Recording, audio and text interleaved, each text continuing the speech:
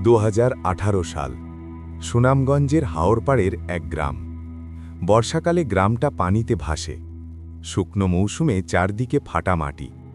কিন্তু গ্রামের একপাশে আছে একটা ছোট উঁচু জমি। লোকজন বলে ওখানে মাটি কখনো ডোবে না। ওই জায়গাটার মাঝখানে একটা গোল পাথর, পাথরের ওপর অদ্ভুত আঁচড়ের দাগ। কেউ ওটার উপর বসে না, কারণ গ্রামের নিয়ম ওখানে দাঁড়িয়ে একটা নাম 3 বার বলা যায় না। ঢাকা থেকে আসে তানভীর, ফটোগ্রাফার। গ্রামের এসব গল্পে হাসে। একদিন সূর্য ডোবার সময় সে ওই জায়গায় যায়, ভিডিও বানাবে। ক্যামেরা অন করে বলে, লোকাল মিথ। গ্রামের এক কিশোর দূর থেকে চিৎকার করে বলে, ভাইয়া, নাম ডাকবেন না। তানভীর হেসে বলে, কোন নাম? কিশোর বলে না, শুধু বলে, ডাকবেন না। পাথরের কাছে দাঁড়িয়ে তানভীর কানে একটা শব্দ পায়, ফিসফিস, একটা নাম। সে ভাবে বাতাস। সে নামটা বলে ফেলে। একবার, কিছু হয় না। 2 বার, মাটি ঠান্ডা হয়ে যায়। 3 বার, চারপাশের শব্দ থেমে যায়। পাখি না, বাতাস না, পানি না, শুধু নিজের শ্বাস। রাতে তানভীরের জ্বর। সে বলে, ও দাঁড়িয়েছিল পানির ওপর। কেউ দেখে না, কিন্তু তার তোলা ছবিতে দেখা যায় পাথরের পেছনে কালো ছায়া, মানুষের মতো, কিন্তু পা নেই। গ্রামের মুরব্বি বলেন, ব্রিটিশ আমলে এখানে এক তান্ত্রিক ছিল। সে নাম ডেকে শক্তি বাঁধা জানত।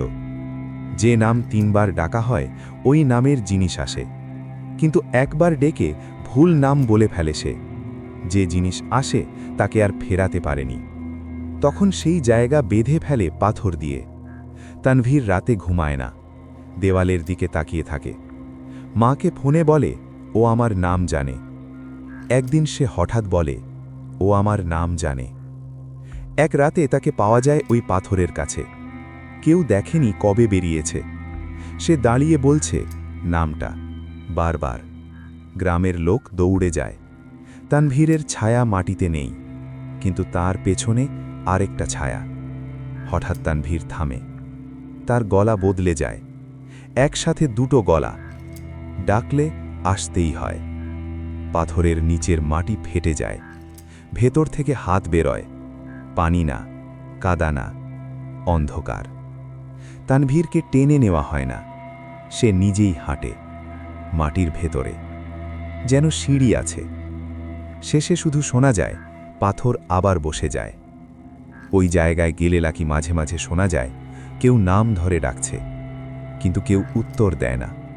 কারণ গ্রামের নিয়ম, যে নামটা 3 বার ডাকা যায় না, ওই নাম শুনলেও সাড়া দেওয়া যায় না।